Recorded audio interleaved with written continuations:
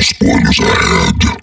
Rosemary's Baby is a 1968 psychological horror movie written and directed by somebody I'm not going to mention here on YouTube. Some people thought Rosemary's Baby was a masterclass in editing, acting, and storytelling, while other people found the story slow and the ending predictable. But those people are stupid. Let's take a look at Rosemary's Baby. The plot.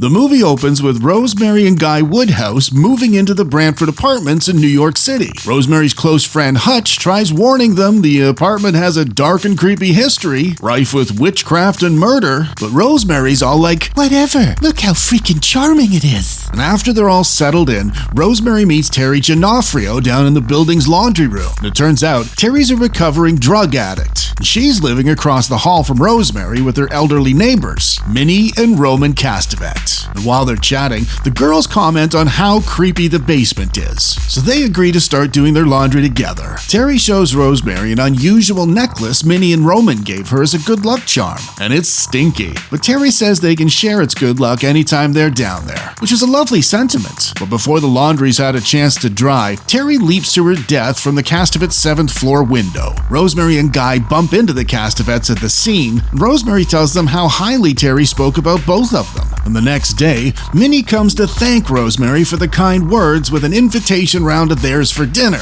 While Guy thinks Minnie and Roman are fascinating, Rosemary thinks they're nosy and meddlesome, but she's too polite to say. Minnie insists Rosemary take a gift from her in the form of a good luck necklace. She recognizes it immediately as being the same stinky necklace Terry wore when they met in the laundry room, but she keeps that to herself too. Things start picking up immediately for Guy, who lands the lead role in a big play, after the original lead went blind for no apparent reason. With his acting career taking off, he tells Rosemary it's time to have a baby. Like every normal couple in love, they mark a night on the calendar to conceive the child. And on that night, Minnie brings them cups of chocolate mousse for dessert. When Rosemary doesn't finish hers because of the chalky undertaste, Guy gets stuck into her like a loving, caring husband for being ungrateful. So she eats more of it because it was 1968 and they hadn't invented the term passive aggression yet. Shortly after eating the disgusting dessert, Rosemary gets dizzy and passes out. And in a dreamlike sequence well ahead of its time in filmmaking terms, Rosemary hallucinates being taken by the devil, while her husband, Minnie and Roman, and all the other Brantford tenants cheer him on from the sidelines. When Rosemary wakes the next morning, she's feeling rather out of sorts. She's groggy and covered in scratches. Guy takes responsibility for them, claiming he didn't want to miss baby night. That means he performed the act whilst his good wife was unconscious. But he totally redeems himself a moment later by promising to cut his nails before it happens again.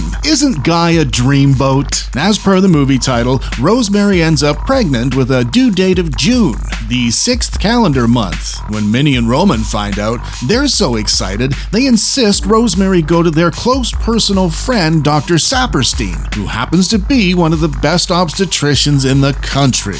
Despite the fancy doctor, the poor girl suffers terribly throughout her first trimester with severe abdominal pain and weight loss. And by the time Christmas rolls around, Rosemary's looking more like a heroin addict than a glowing, expectant mother-to-be. Her friends are so upset at her unhealthy appearance, they convince her to ditch the fancy doctor and go see her own.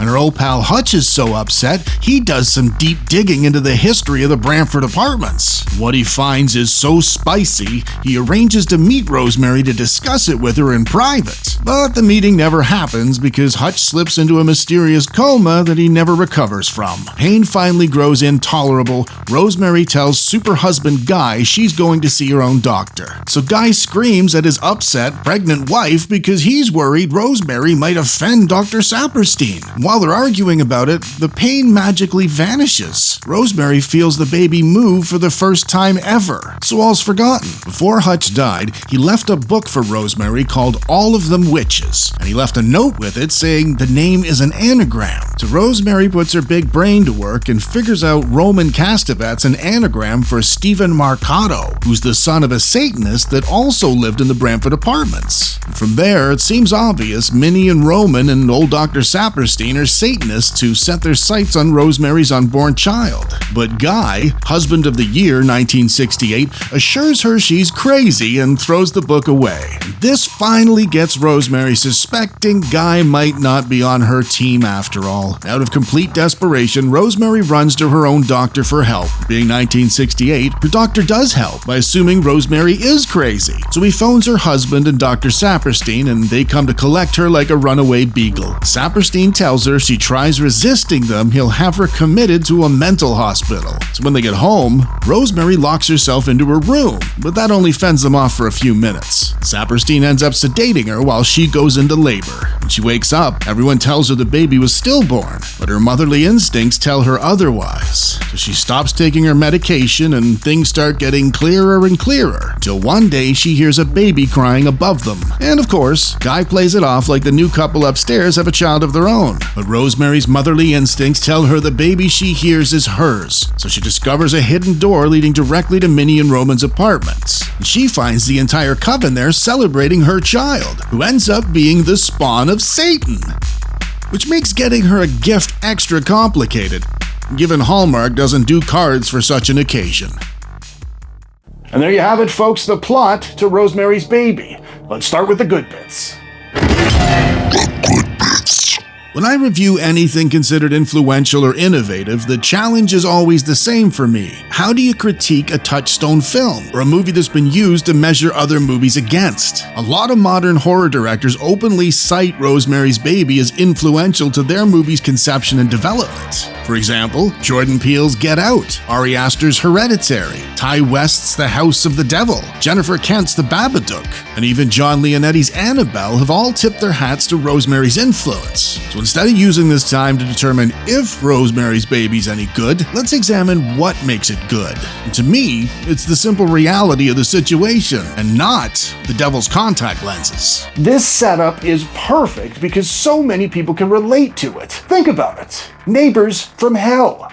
Obviously, the real-life version wouldn't be so literal, but the intrusive neighbor is a universal concept. Minnie's intrusions start out in typical fashion and ramp up almost imperceptibly, exactly the way your own neighbor from hell's probably did. In addition, Mia Farrow and Ruth Gordon bring a further, deeper believability to the dynamic, with acting many people consider to be the best from both of their careers. Mia Farrow's Rosemary is meek and affable, and like so many of us, she's not good with conflict. Her character's also predisposed to respecting elders in a way that prevents her from putting her foot down much sooner. Ruth Gordon's Minnie is insistent and boorish, like your typical neighbor from hell has to be in order to earn themselves the reputation in the first place. After Minnie and Roman jam their foot into Rosemary's proverbial door, things get worse immediately when the 1960s male ego crumbles under the weight of superficial temptation. In a movie about a demonic cult, the true horror, the real monster, is John Cassavetes' Guy. You can't blame the devil for doing devilish things, but Guy swapped his wife and her first child to a dangerous group of strangers in exchange for the lead role in a play. And on top of that, the role was taken when the innocent person who'd already earned it was blinded. And Guy was okay with that too. And most sinister in my mind was his response to Rosemary discovering claw marks on her own body in their marital bed. It was a throwaway comment for him to say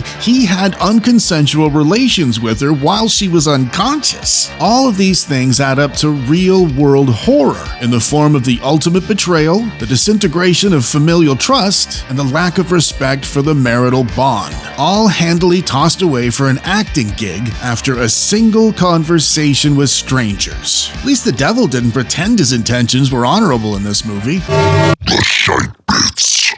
I don't personally see any negatives in Rosemary's Baby, but I wanted to address the idea the ending was predictable. When people have told me that, I've always felt like they might be missing the point. This movie's based on Ira Levin's novel, and I'm only referencing it because it ended differently. In the book, the penny drops as a surprise at the end, like a literary jump scare from 1967. The novel derives the shock and horror from the closing revelation, and it works just fine. But the movie paints its horror with a very different brush. rush. If you're paying attention, you'll pick up on what's happening with Minnie and Roman very early on, and that's intentional. Instead of the surprise ending scaring you, we end up scared by the inevitability and the powerlessness we feel on Rosemary's behalf. We saw this coming. We watched it progress, and it happened anyway. Nothing could stop it. If you enjoy scary movies for the jarring James Wan nervous system jolts and sudden shrieking violins, I get it. This sort of movie might not work for you, but there's another kind of horror. Some people call it elevated. I prefer to call it good. If you're open to the kind of movies that seep into your thoughts weeks later, after the physiological sensations associated with jump scares have long worn off, what could be scarier than the idea the person you love and trust traded your love and trust and safety away for something fleeting like success or recognition, something that benefits only them in the long run, something that ultimately isn't even real? So, should you watch Rosemary's Baby if you haven't seen it yet? Or should you keep the door locked when your nosy neighbor comes around with a DVD and a stinky necklace in their hands? If you haven't seen it, try it. And if you're put off because it's from the 60s, grow up, get over it, and broaden your friggin' horror horizons. With all the shitty horror movies available, you should pounce when you hear about a good one, regardless of the whys and the wherefores. Until next time, folks. It's me, Johnny, from that thing you just watched. If you enjoyed it, go down there and smash me in the face to subscribe. And if you want to watch another thing, there's one right there. Do it!